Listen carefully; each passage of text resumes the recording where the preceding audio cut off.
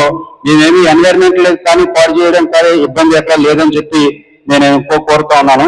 అదే సందర్భంలో సొమ్మేమో రాజమండ్రి రూరల్ ప్రజలది, సోకేమో రాజమండ్రిది.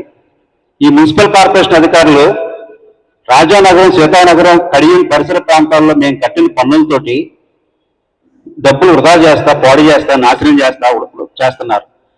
సిటీని డెవలప్మెంట్ చేయడం వాళ్ళకి చేత కావట్లేదు. దయచేసి ఈ ఫ్లెక్సీలు ప్లాస్టిక్ పొల్యూషన్, ఒకవేళ పవన్ కళ్యాణ్ గారు మున్సిపల్ కార్పొరేషన్ అధికారులతో సమావేశమయ్యారో నాకు తెలియదు. ఆయన ఓ మాట చెప్పాడు, సామిల్లు, టింబర్ డిపోలు రద్దు చేయాలి, రెన్యువల్ చేయొద్దు, మూసేయమన్నారు. ఎందుకంటే అడవులు నాశనం అవుతున్నాయని. సో దీని వెనకాల కుట్రవాగి ఉంది. కాబట్టి నేను ఇంకొక మాట కూడా చెప్తున్నాను, మీరు ఒక లైన్కి మీరు ఇవ్వండి, ఎక్కడి వరకు ఫ్లెక్సీలు పెట్టుకోవాలో 1, 2, 3 మీరు ఇవ్వండి. ఆ రకంగా మేము పెడతాం, ఇష్టానుసారం పెట్టాం కదా. వాటికి నెంబర్లు కూడా ఏర్పాటు చేయండి.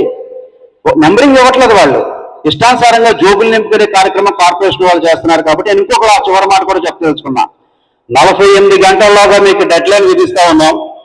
మీరు ఇచ్చిన ప్రకటన వెనక్కి తీసుకోకపోతే కార్పొరేషన్ కార్యాలయానికి పెద్దలందరితో కలిపి వెళ్ళి మేము నిరసన తెలియజేయడానికి, కాగితం ఇవ్వడానికి, ముట్టడించడానికి కూడా సిద్ధంగా ఉన్నాం తెలియజేసుకుంటూ, రాజమండ్రి నగరాన్ని సేవ్ రాజమండ్రిగా, ఫోరం ఫర్ బెటర్ రాజమండ్రి రాబోయే రోజుల్లో కూడా ఇలాంటి రాజమండ్రి నగరాభివృద్ధి కోసం జరిగే సమావేశాలు కూడా ముందుకు తీసుకెళ్తాం.